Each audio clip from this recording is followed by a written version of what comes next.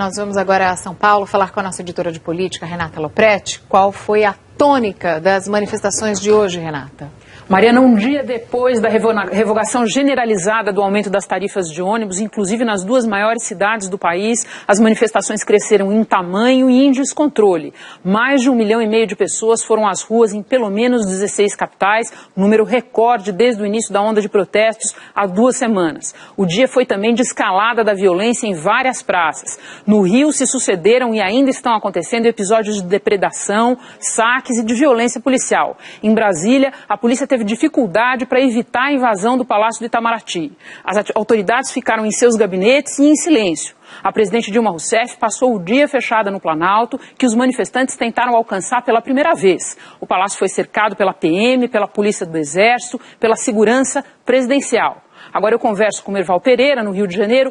Merval, a maioria é pacífica, sem dúvida, mas a cada hora vai ficando mais difícil considerar que existem apenas episódios isolados de violência, você concorda?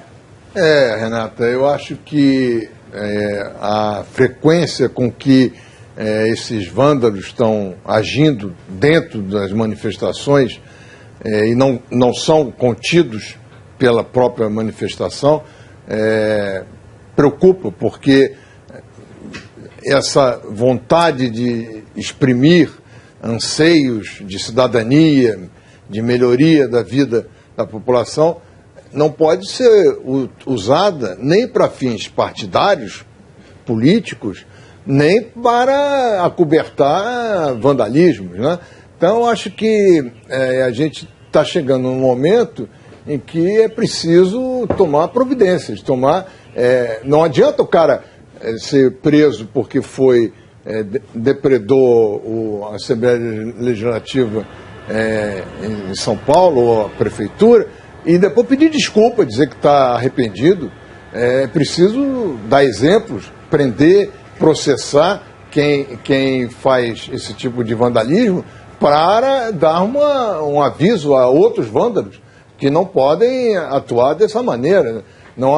Já o fato de você parar as cidades, não haver uma organização para que haja manifestação, mas sem que a cidade seja completamente paralisada, já é um exagero da nossa democracia. Em nenhum lugar do mundo acontece uma coisa dessa, das maiores cidades pararem completamente. Há percursos combinados com a polícia, há organização, e todo mundo pode expressar seu ponto de vista, suas reivindicações, mas sem atrapalhar a vida das pessoas. Agora, tá bom, aqui nós resolvemos que é aceitável esse tipo de coisa. Muito bem, está muito bonita. Coisa aqui no Rio foi uma beleza. Agora, não pode também deixar que vândalos atuem no meio dessas passeatas. E a única maneira que você tem para fazer isso é exemplar, prender e mostrar para as pessoas que vandalismo dá cadeia. É só isso. Merval, obrigada. Do ponto de vista institucional, pelo menos 2 coisas chamam a atenção no dia de hoje. Primeiro, o que a gente poderia chamar de uma espécie de apagão das autoridades. A presidente Dilma falou anteontem num evento no Planalto e, segundo assessores, não tem intenção de voltar a falar antes da semana que vem. Os governadores de estados importantes, em cujas capitais aconteceram coisas importantes, como, por exemplo, no Rio, permaneceram calados. O governador do Distrito Federal, Agnello Queiroz, também. O prefeito do Rio, Eduardo Paes, disse hoje que só vai voltar a se manifestar depois que as coisas serenarem na cidade, e as coisas estão longe de ser serenadas. Então isso é a primeira coisa.